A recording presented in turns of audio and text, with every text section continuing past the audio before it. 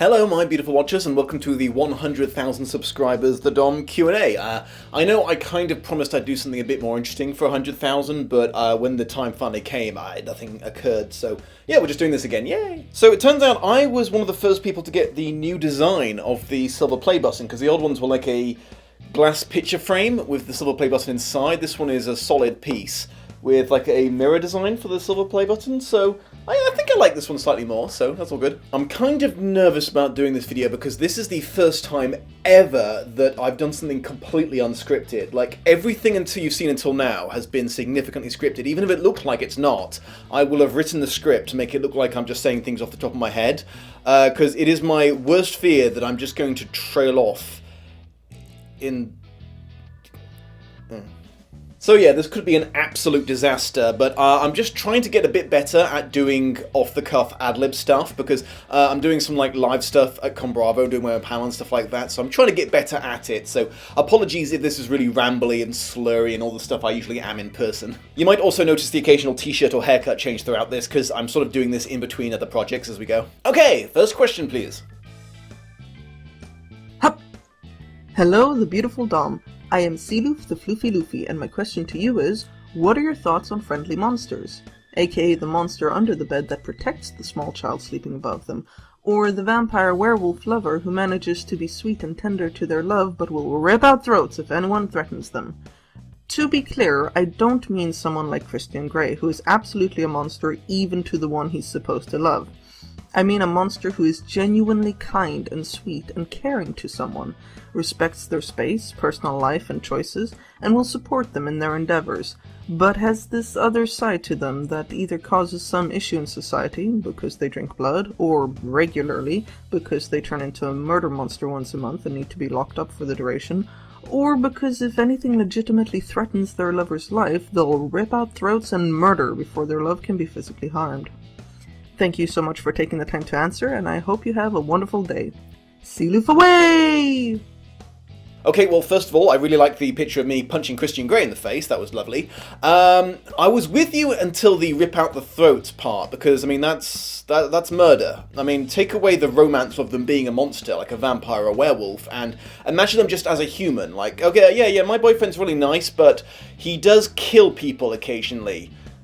I mean, that's not okay. I mean, everyone likes the idea of some sort of super powerful creature being in your corner and looking after and protecting you, but I mean, the fact that anyone would be willing to overlook that their friend or lover or whatever is murdering people is not gelling with me, I have to admit. Basically, the friendly monster, if they are only friendly to you, can still go fuck itself. Sorry, I know that answer seems a little mean. I've never really been in the camp of the whole let's not judge vampires because they're just doing what they need to survive, and who are we to say that's wrong? Because it's like, anyone who prioritizes their own survival over the survival of like multiple other sapient beings is kind of an arsehole in my opinion. I think if I ever became a vampire, I would probably try to starve myself to death.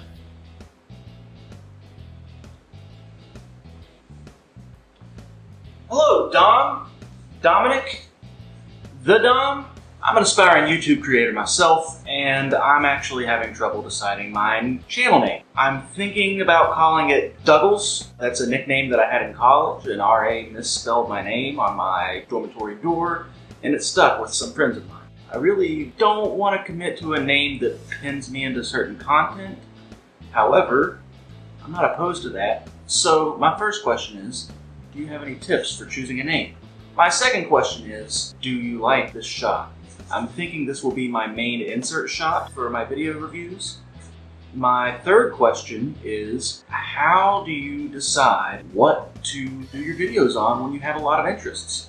Okay, well, in regards to your first question, I would say think it through, but don't get obsessed about it. I mean, I put absolutely no thought into my YouTube name, and I ended up with an innuendo. My girlfriend Kaluna put a lot of thought into hers. She spent like a month thinking about hers, and basically ended up with her name again in Latin. So there is a happy medium. I think if you've been thinking about your name for more than 2 weeks, you're overthinking it, Douglas is probably fine, to be honest. Honestly, at the end of the day, if you are a talented YouTuber, people will be drawn to your channel regardless of what it's called. The name isn't as big a deal as people seem to think it is. In regards to your second question, it's mostly fine, but you might want to consider re-angling it slightly so the TV isn't directly behind your head, because it's sort of giving you a square halo look. In regards to your third question, I would say the best thing to do is just do whatever the fuck you want when you start. Do all of your interests and see which ones you enjoy doing the most and see which ones the audiences react to best. When I first started, Lost in Adaptation was actually just my secondary show. I was going to be a video game reviewer in my head. And then just do Lost in Adaptation as a side project, but I really enjoyed doing them, and people seem to enjoy watching them, so that became basically what my whole channel was about. And I've never regretted that, to be completely honest. I don't miss being a video game reviewer, because it was just the most fun that I was having doing Lost in Adaptation. Sorry, that was just a long rambly way of saying, yeah, do all the ones you want to do and see what sticks. I'm sorry I can't include more from the video you sent in. It looked like you put quite a lot of work into it, but it was just a little bit too long to include in a Q&A video, sorry. If you would forgive me for one last piece of unsolicited advice, I would say try to go a bit easier on the jump cuts there, because I know they're all the rage in YouTube right now, but, I mean, cutting in between sentences is okay. Cutting in the middle of a sentence is going to get a bit much, and it's going to throw people off when they're trying to watch you. Sometimes it's better just to reshoot a sentence than try to fix it all in editing, but that is something that will come to you more naturally if you stick to it. You'll get used to doing that. Hello, the Dom. I'm Linguophiliax, and not Linguinophilics? as someone decided to call me. Although, what was I expecting coming from a guy called the Dom? I'm kidding, I know that was just a stupid mistake. Also, I have a cat! Kitty! Great, now that I've got your attention, Jack, please take it away. Anyway, my question is, what is your opinion on YouTube clones? Because I'm starting up my own channel and I'm really interested in Australian media, specifically nostalgic Australian media, which already risk me looking more like the the Nostalgia Critic, although that's also a cool name. No, you know what?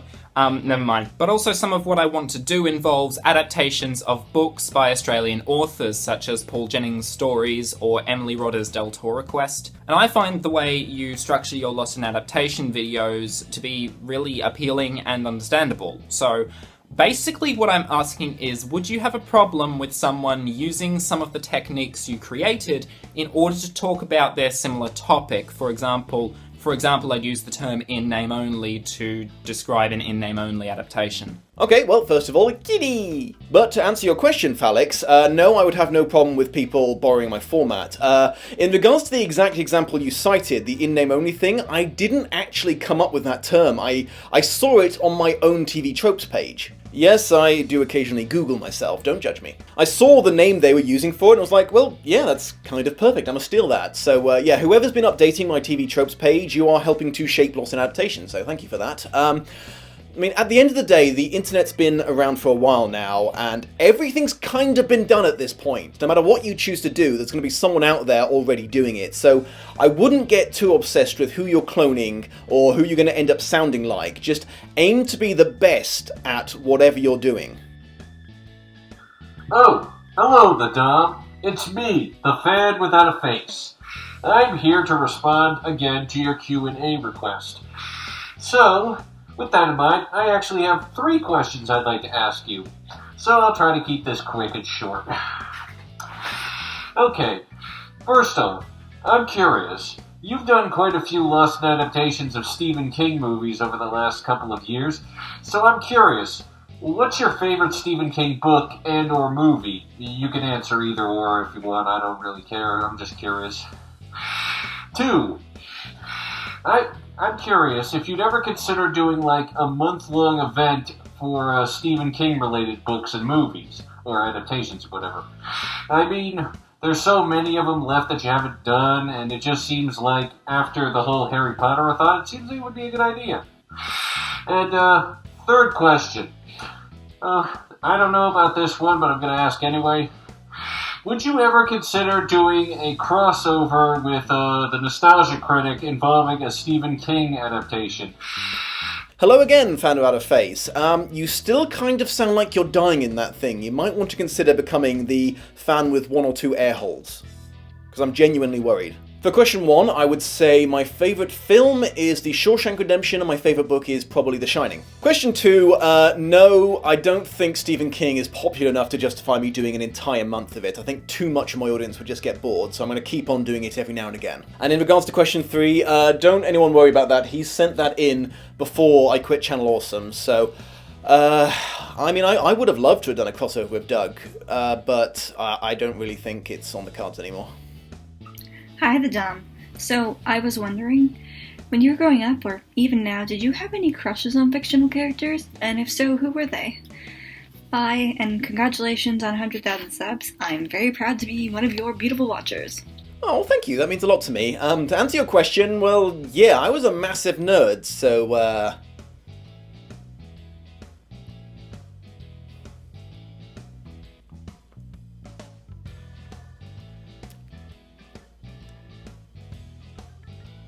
Hey Dom, I would like to know, do you consider Disney adaptations of fairy tale stories like The Little Mermaid, Cinderella, Sleeping Beauty as in-name only adaptations? I don't know. I've not actually read the books for those yet. From what I hear, though, yes, probably.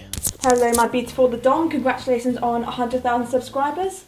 And I've got a couple of questions, but if you want to, you can only answer one of them. Firstly, given your complaints about child performances in the past, are there any child performances in movies or TV shows that you feel are particularly good? And speaking of children, are there any TV shows, or what was your favourite TV show when you were a child or growing up? Thank you. The kid from The Sixth Sense was really good. I think his name is Haley Joel Osment. And the Power Rangers was my favourite show growing up. Billy in particular was my dog. I just sort of related to the nerdy outcast the most, oddly enough. I'm really hoping to meet, I think the actor's name is David Yost. I'm hoping I can go to a convention he's at someday so I can get him to sign my Power Ranger memorabilia. Hi Dom, have you seen Origin of the Air? If you have, what did you think about it? And if Terrence has an opinion on the fan-made movie, what does he think about it? Okay, bye. This was another question that was sent in a while ago. Sorry, it took me ages to get this Q&A sorted. Yes, in case anyone missed it, Terrence did indeed have some opinions on that. Hi, the Dom. So you mentioned in your Coraline review that you're not a huge fan of stop-motion animation, so would you mind explaining why? And also, who is your favorite fairy tale character? Okay. Every time this comes up in a video, I have described my phobia of claymation as irrational, inexplicable, and a phobia. All of those words mean there isn't really a reason for it. I just find it really creepy, I don't know why. I guess Kaguya from the Tale of Princess Kaguya? Yeah, I went a bit weeaboo on that. Hi Dom. Don't mind him, he's a bit shy. He wanted to ask you, what's your favorite stop-motion movie? Figures, he's obsessed. Anyway, my question is, what do you think about Wes Anderson?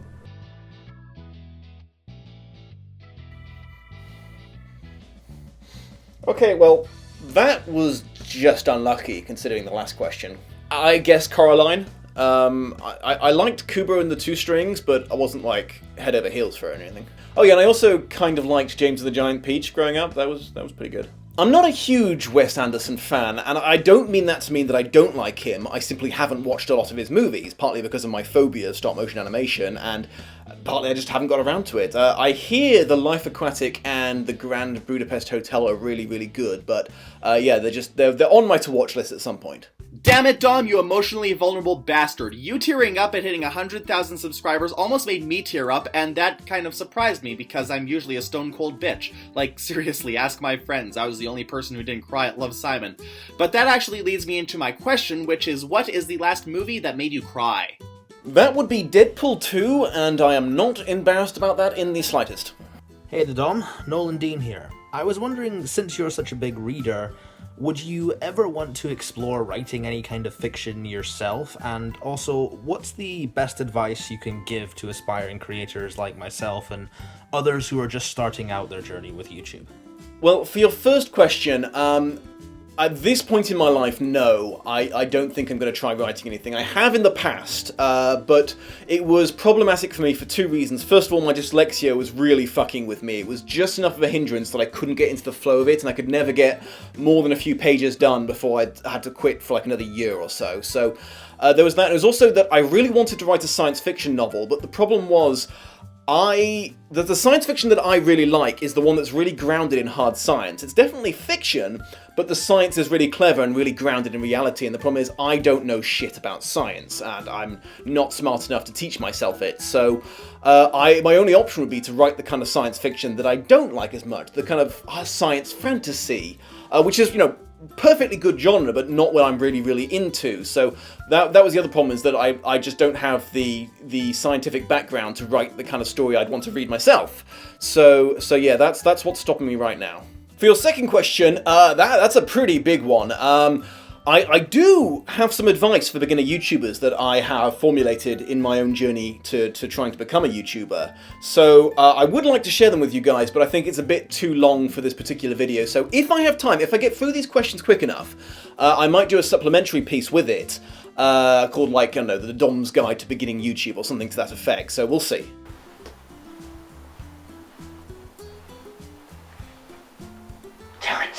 Terence! It's me! It's Harry! Harry Potter! I'm on the Polyjuice potion! Right, I need your help, Terence. I'm looking for Horcruxes. There's another Dark Lord, and I need your help. You're the only one who can help me. Out of all the changes that were made from the Harry Potter books to the films, what was your favourite? I know that sounds weird, but I swear to you, you could save the entire wizarding world if you answer this question. Oh, crap, I've got to go. Oh, hello, Harry. Invisibility cloak and Polyjuice potion seems a bit redundant, but you're the chosen one.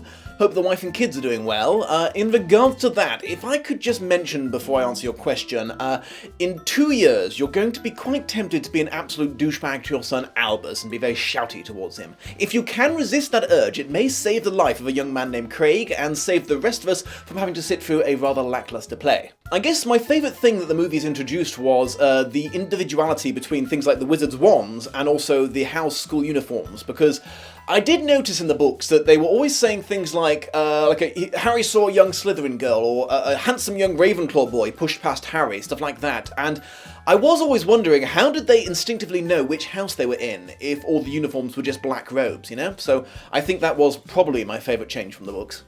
Hello, Mr. the Dom. I would like to ask you if you could please review Middle School Worst Years of My Life. That is my favorite book series, and that film, it has a big in-name only stamp right on it. Anyway, as for the actual question I want to ask you, do you think you'll ever need to use Reginald's fancy voice ever again, or do you think that's a joke that's run its course in the Percy Jackson reviews? Alright, bye. Answer one, you probably someday, I don't know. I'm concentrating on Patreon right now because I've let the list build up really high. Again, not that I'm complaining about having lots of paid requests on Patreon by any means. I mean, that is what allows me to do YouTube full time, my absolute dream job. So yeah, please keep those coming. Answer two, the calm intellectual filter was kind of a Percy Jackson thing. So if they ever make any more stuff with that, maybe. I try to subscribe to the rule of 3 when it comes to recurring jokes, so potentially I could do it one more time before it becomes overdone, but I don't feel any particular need to rush it. Greetings, the Dom! I was wondering if you could answer a few of my questions, and if you feel like you don't have time to answer all of them, you can feel free to edit out anything you want.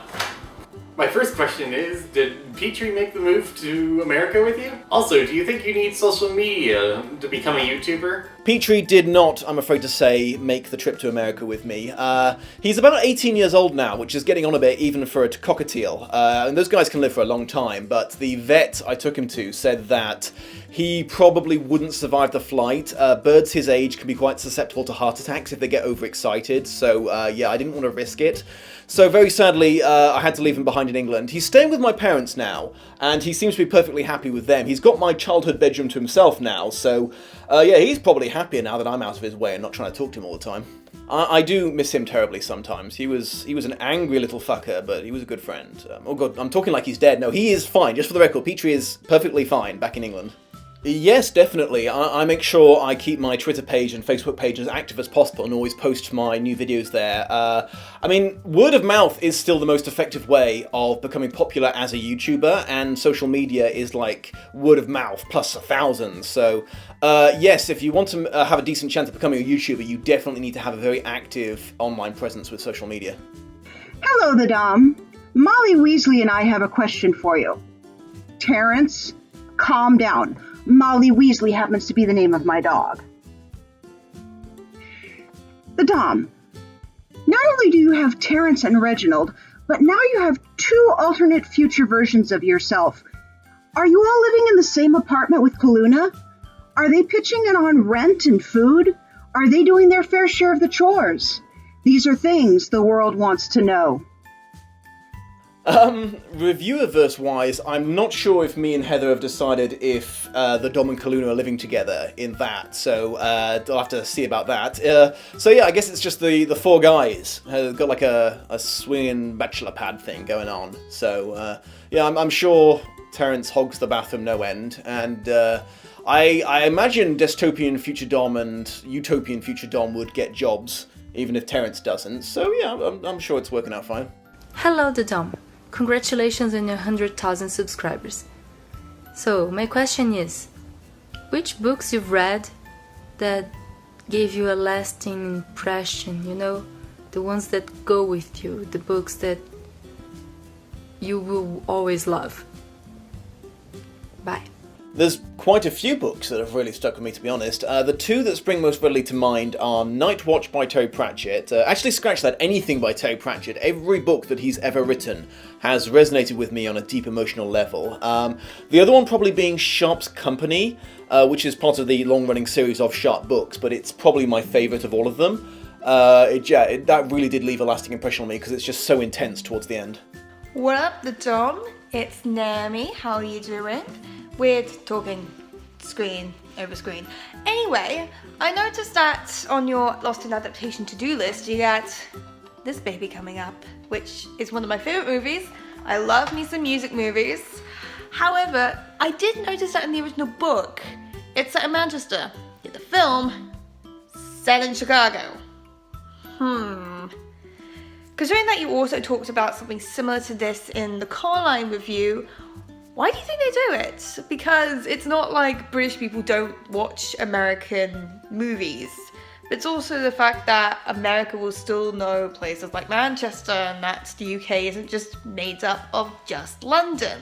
Yeah, there'll be some rich American executive in an office somewhere saying, ooh, Manchester, the chef filed. Now, these places sound made up. Let's set it in Chicago. It does show a certain lack of respect towards the American audience, I think, just assuming they're not going to be able to relate to it unless it's set in America. If I'm being 100% honest, it doesn't bother me as much as I make out in the Lost in Adaptation episodes. I just thought it would be kind of funny if one of the things that made up the Dom character is that he was very precious and very protective of British culture and British portrayals in movies, to the point where if anything's Americanized, he gets enraged over it.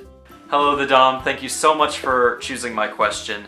I was wondering, in your opinion, which fundamentally is more difficult, writing for literature or writing for films? Because there are some pretty big differences between the two. For example, just an example, you know, one could make the argument, oh, writing for literature is more difficult because in a film you can show something, whereas in literature you have to describe it in like excruciating detail to create the image in the reader's mind. However, someone else could make the argument, yeah, but in literature you can just say something how it is. In film you have to write it so that it can be shown visually, without words. So like, different people can make different arguments as to which one is more difficult, writing for literature or writing for films. So I was curious, which do you think is more difficult? To be completely honest with you, not having had any experience in doing either of those things, I probably couldn't say which is fundamentally harder. It is probably a case of them just being too different to really being able to make that sort of comparison. Like you said in your question, there's some very fundamental differences between them, so it might well be a case of comparing apples to oranges, as neither is harder, it just depends on who's doing the writing and what they're naturally better at. Hi there, Dom. My question for you, first of all, congratulations for reaching 1K subscribers. Woo! My question for you is, what has been your favorite Lost in adaptation to film thus far? So not necessarily your favorite book or movie to adapt, but what has been your favorite one to film and create? Congratulations again. Thanks. I enjoyed doing Rebecca quite a lot because I got to wear a lot of silly costumes and do some funny sketches in that one, so that was a lot of fun. I've always enjoyed doing the Hobbit movies with Kaluna. Partly because she's just a lot of fun to work with, and we were doing the first two before I moved to America, before me and her moved in together, so it was just so great getting to spend time with her and work on something we both really enjoy, like an episode like that. So it was just a combination of a lot of things that meant it was just an awful lot of fun doing those episodes. Greetings and salutations, the Dom. Me and my small furry animal here come by to give you a couple of very important messages. First off, obviously, congratulations on 100,000 subscribers. Quite an impressive feat. Happy to have supported you along the way. As to this very important question that we have, what, in your opinion, is the best Joss Whedon piece of media out there and why? P.S. The correct answer is Firefly, at least for the first part. I leave the why to you. First of all, puppers! Second of all, yes, I would agree that Firefly is the correct answer to that. As to why, I mean, it is just so good on every level. The casting was amazing, the soundtrack and score so amazing. I mean, the special effects were kind of ahead of their time. The directing was wonderful, the writing was top-notch. It makes you feel the feels, it makes you feel all the feels in every episode, and if I'm completely honest, and this may be an unpopular opinion, I think that the fact that it was cancelled so early, only got half a season of it, is also a reason that people love it so much, because it didn't have a chance to do what a lot of American shows do, and just go on so long it stops being any good. So, as sad as I was that it was cancelled, and as nice as it would have been to at least get a whole season out of it, the fact that it did burn so brightly and so fast may well be a reason that it has been immortalised as one of the best science fiction shows, or even one of the best shows ever made. Hello, the Dom from Australia. I have two questions for you. The first one is, have you ever seen the Australian movie Red Dog or read the book?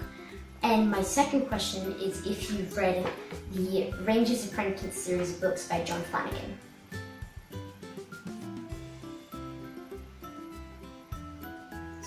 Man, I wish that I'd had a fraction of that kid's pizzazz when I was his age. To answer your questions, though, no and no, though I will make a note and try to make time to read them in the near future.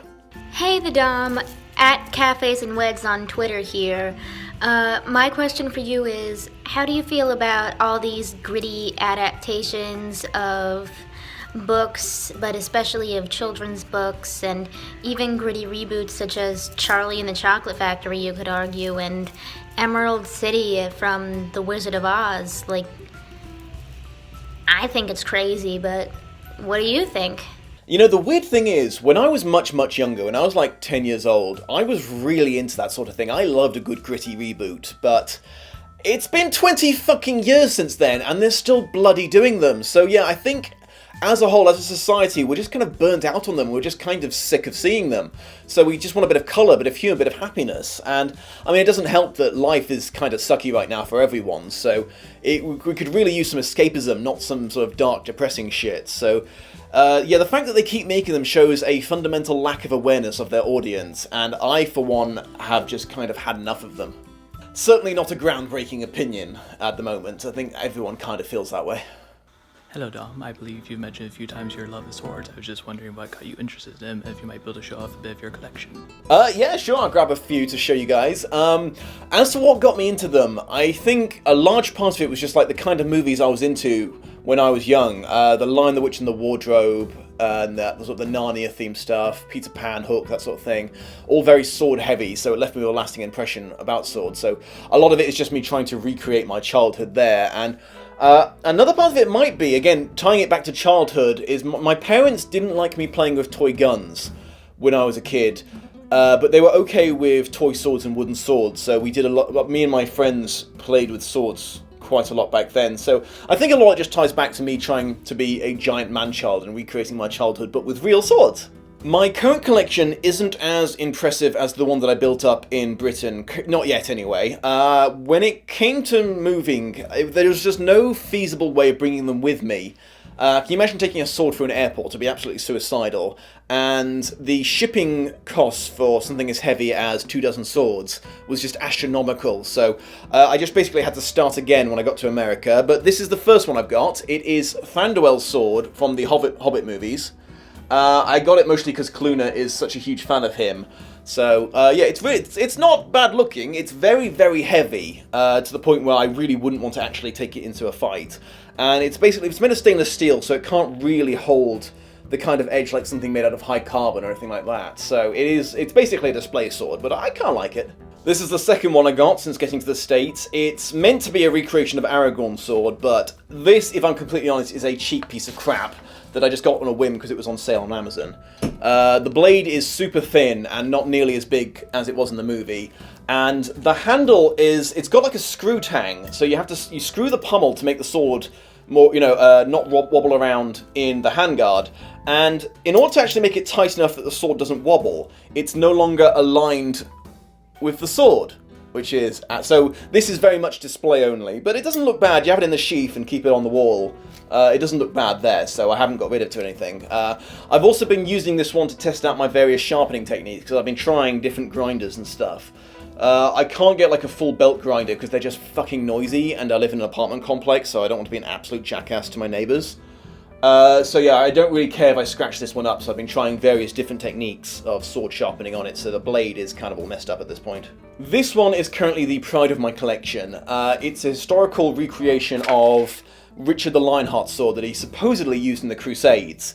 It means a lot to me because this was a gift from Kaluna, and she was very sneaky about it. She asked me a few months before Christmas what sword I had tattooed on my leg, and then she actually tracked it down and got it me as a present, which was really, really sweet of her. That's how cool my girlfriend is, and I really like this one. I believe it is actually a forged blade. I believe so. It's iron, so I have to keep it oiled as fuck, or it gets rusty really quickly. And you can see that it's full tang, and they've hammer forged the tang into the pommel like they would have done historically, which is a really nice touch. So yeah, I like this sword a lot. This one isn't. This is just a prop sword, so it doesn't have a sharpened blade. It's supposedly a dueling rapier, I believe. I got it because I really wanted a prop to hold during the D&D game that I do with my friends, because I play a character called Sir Frederick Ducky the 16th. So I adjusted the hilt to have a duck on it as the pommel. So this is really, really silly, but I like it a lot. I just wanted something to hold while I was role-playing, because it helped me get into character. And of course I have to have a katana because I'm a massive weeaboo. This was another gift from Kaluna, and it's particularly cool because the blade is folded steel, and it's been dyed like dark red and black, you can see, and so it looks a lot like the book version of Oathkeeper from Game of Thrones, because they didn't do this in the show, but in the books, Tywin, when he reforged ice into Oathkeeper and what was the other one, Widow's Wail, he had the blacksmith dye the metal so that it reflected the Lannister colours, but it didn't come out crimson like he hoped. It came out like almost black, because Valyrian steel does what the fuck it wants and you can't control it. So I'd always wanted a Damascus-style sword that was a bit like that, so that's another thing that Kaluna made a note of when I was gushing about swords, and made sure she got me one as a present. So this was a present for my 31st birthday, which was really cool. Kaluna's really awesome. If these blades keep disappearing in editing, I've just realised that because they're all so shiny, they may come up terribly on the green screen, so I may just leave it as a green screen and not colour key out the stuff while I'm talking about them. Oh shit, I almost forgot this one. Probably needs no introduction. This is Longclaw from Game of Thrones. It's a recreation of the one from the TV show rather than the book, which is subtly different. but not like in a huge way. It is just a replica, so it's stainless steel and it doesn't have really much of an edge on it. It does have some weight to it, but honestly, it's surprisingly well balanced for a replica. I've swung it around a bit because my apartment has a high ceiling, so I don't have to worry about smashing shit. And it actually feels really good in the hand. The only thing I don't like about it is it's got a very huge ringlet here at the top that connects the handguard to the handle. Because I don't know, maybe it's designed. You don't meant to be wearing gauntlet when you hold it, but I find it's really big on the hand. It makes it hard to hold when you're swinging it around. So I don't know what the hell's going on with that. But apart from that, it's just such a really pretty sword. I was such a Jon Snow fanboy. I had to have one of these for myself. It is numbered, so it is an official replica from the show. And here is one, as you might be able to tell from my shirt change, that I did in fact forget. You can probably tell it is a sort of a knockoff of the Master Sword. I don't think I can officially say it's the Master Sword because it doesn't look exactly like any of the ones that appeared in any of the games, but I kind of like it. I got it at the Los Angeles Ren Fair. So, yeah, it's just, I thought it was cool, so I bought it on a whim, pretty much. It is actually surprisingly sharp for what is essentially a cosplay sword. I mean, I doubt I could kill anyone with it unless I was really trying, but, it's also a bit unusual because it's got a single-handed length blade, but a double-handed handle, which is especially weird because Link, I don't think, ever uses this sword two-handed, because he always uses a shield. But whatever, it looks really pretty on the wall, so I like it. So yeah, that's by no means all the swords that I'm planning to buy. This is just the start of my new collection, because I do love me some swords. Hello Dom, it's Nia here. I wanted to, for your Q&A, I wanted to first ask you a bit of an uncomfortable question. It's, you can answer that one if you want to. I just really was curious, and because I was heavily involved in that community, what are your thoughts, experiences over what happened with Channel Awesome? Were you surprised to hear any of that? I read your letter, so I know people were kind to you there, but like, I wanted to just shed light on it, and now that some time has passed, have your thoughts changed in any way?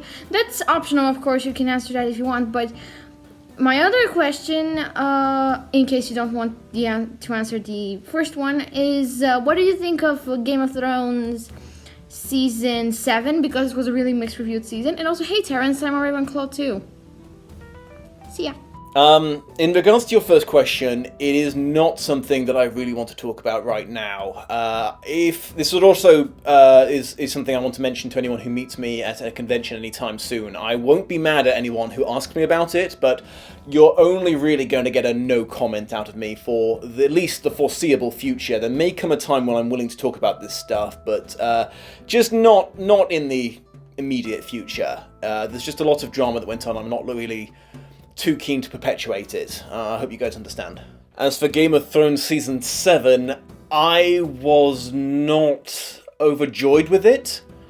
Still had some good times watching it, but it was disappointing when compared to all the other seasons. It looks like, without George R. Martin's guiding hand, what's his name, Weiss and Benioff are not very... It's not that they're bad at writing original stuff, it's just it's very average, and that's not what I've gotten used to from this show. It's very sort of predictable, very cliched, and what made Game of Thrones so special is that it wasn't all of those things. It was so unpredictable, and it's just a shame now seeing it turn into every other hyper-predictable TV show.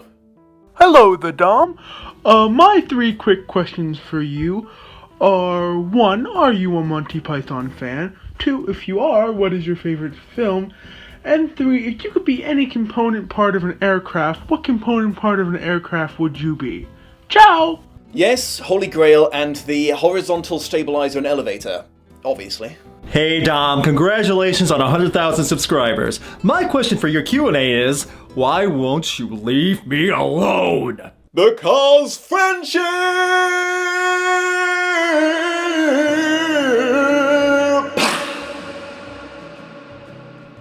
Hi Dom, it's Calvin, Reese, Elliot and Ren from the Anime Amigos vlog. Hello. We would like to, and our question for you is, you've said in the past you never do a Lost adaptation on an anime, but if you had the ability to do it, which movie or series would you like to do? I really would have liked to have taken a crack at Death Note. Not just the live-action movies, the Japanese live-action movies, the American one's just silly. But I also would have liked to compare it to the anime if I could have done, because while it is fiendishly loyal to the manga for the most part, the changes that they do make are really interesting, in particular where they chose to end it. Because you could arguably say that cutting it short the way they did does change the fundamental message behind the ending of the manga, but that's a story for another time. I might have also would have liked to have reviewed Battle Royale, simply because that was actually my favourite movie for the longest time, for reasons I won't go into right now. Just in case anyone's not aware, me not doing anime isn't a personal choice, it's simply because Japan doesn't recognise fair use as a law. They come down really hard on anyone who uses their copyrighted footage, so trying to be a review of anime can often be akin to channel suicide. I have nothing but respect for the bravery of anime reviewers on YouTube, I really do. So, what is your favorite Percy Jackson book? Heroes of Olympus and original series included, if you have read both. And secondly, are you as annoyed as I am that the only houses that you can get merch for, like proper merch, seem to be Gryffindor and Slytherin? Occasionally Hufflepuff, you know, what with the Fantastic Beasts movies coming out. Virtually no Ravenclaw. Like, why people? Why? It's a sad, sad world. Also, do you like my glasses? My favourite was probably Sea of Monsters, simply because of all the Greek myths and legends, I'm most familiar with the Odyssey because I studied it in school, so I got the most references in it, so that was a lot of fun. As for the merch thing, that's not entirely been my experience these days. I find if it's not just generic Harry Potter stuff, and it is, you know, specialising in the houses, then there has been a greater effort in the last year or two to divide it more equally between the four houses, I find, so yeah, maybe you're just not looking in the right stores. And yes, I do. Your glasses are awesome.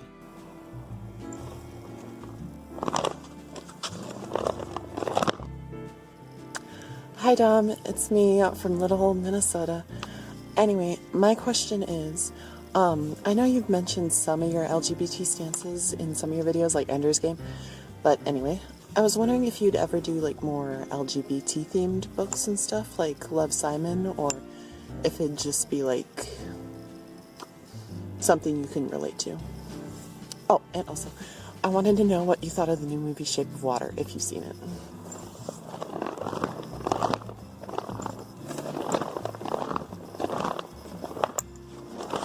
I would not be opposed to doing LGBTQ themed books at all.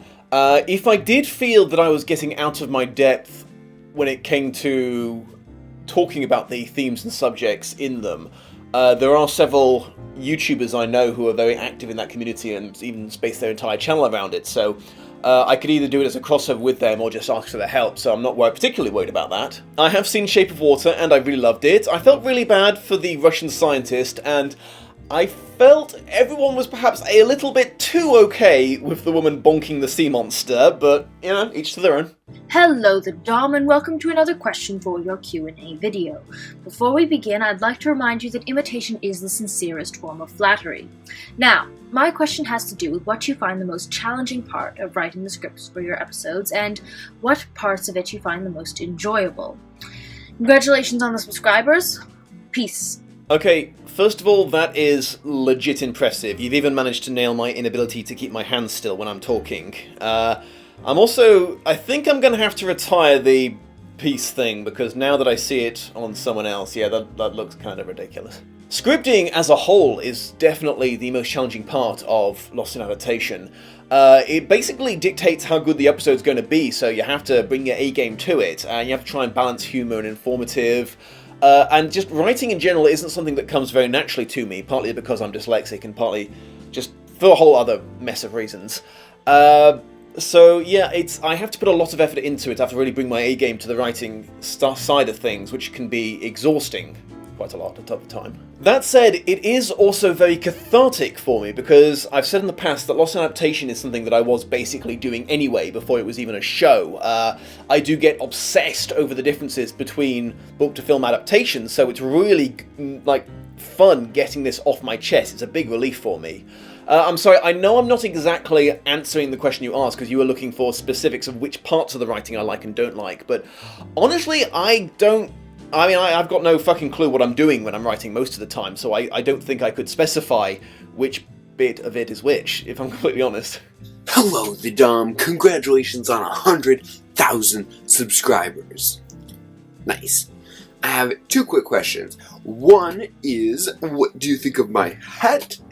And the second question is, do you have any advice for other younger YouTubers like myself who are trying to start up a channel about like book adaptations, but they don't want to copy like you or, you know, Doug Walker's style or other people? Because a lot of the other people who do this type of thing tend to copy one of the two. And there's nothing really wrong with that, but I'm trying to do something really original with my format, and I'm having a hard time coming up with good concrete ideas that are logical and make sense in how they're structured. So if you had any advice for me, that would be great. Your hat is awesome, and a similar answer that I gave to the other question like this before. Don't worry too much about who you think you're copying, unless you are actively attempting to do so. Don't go into this thinking, I want to be the next The Dom, or I want to be the next Nostalgia Critic. Just go into this saying, this is something I want to do, and this is something I want to be good at, and try your best to be as good at it as possible, and you'll be absolutely fine, trust me. This book has taken me a month to read. How the heck do you read one book, and watch a movie, and write a script, and edit, and film everything in like a week? I mean, it helps that it's my full-time job, so I don't have much else to do these days. I'm a naturally quite fast reader, but if I am lagging behind schedule and I'm worried that the deadline's coming up and I still haven't finished the book, I will usually download the audiobook, usually off Audible or an equivalent website, and listen to it while I'm doing other everyday things like cleaning the apartment, driving, working out, stuff like that. So that does expedite matters somewhat if I'm in a pinch. Hello, Dom! This is your friend Anagios from Greece. So, it's been 10 months since your last Q&A. You managed to rise to 100,000 subscribers, and I lost 40 kilos, so kudos to both of us! So, to business. Where did I put this? Oh, thank you! So, this book right here, have you read it? Did you like it? And if so, which version of the tale did you prefer? The one with the giant cats, or the one from the Silmarillion? Holy shit, before you even said anything, I was like, hey, is that Anagios? Holy, that guy's looking good! So yeah, congrats, man. As someone who's also in the past worked on sort of weight loss and stuff like that, I know how hard it can be. So yeah, really good job, man. Congrats. As for the book, I have read all the supplementary things for Lord of the Rings, or I think I've read all of them, but it was when I was a teenager, so that's over 10 years ago now, so I don't remember almost all of it, because my memory is absolutely terrible. If I ever finally get around to doing Lord of the Rings, I'm going to have to swat up on it all. So yeah, the answer to your question is, I don't remember, I'm so sorry. By the way, I'm not trying to play favourites here. The reason I remember Anagios so well, sorry if I'm butchering the pronunciation of your name by the way, is when I did the last Q&A, I gave everyone name tags, which I couldn't be asked doing this time, but he was the first one I did, and then I just copy and pasted it for everyone else. So briefly, everyone in that Q&A was Anagios from Greece. Okay, I think that's a wrap. I am so sorry if I didn't manage to include the video question you sent in. I got an awful lot of them. I tried to get through as many as possible, but there's only so many hours in a day. Before I go, I just want to say, this silly little piece of what looks like brushed aluminium glued onto fiberboard means an awful lot to me. I know it probably shouldn't, but it does. It's really, really moving to me that my channel got to the point where I was given one of these, and I just want to thank each and every one of you from the absolute bottom of my heart for helping me get to this point. You are my very, very, very beautiful watchers, and I appreciate all of you.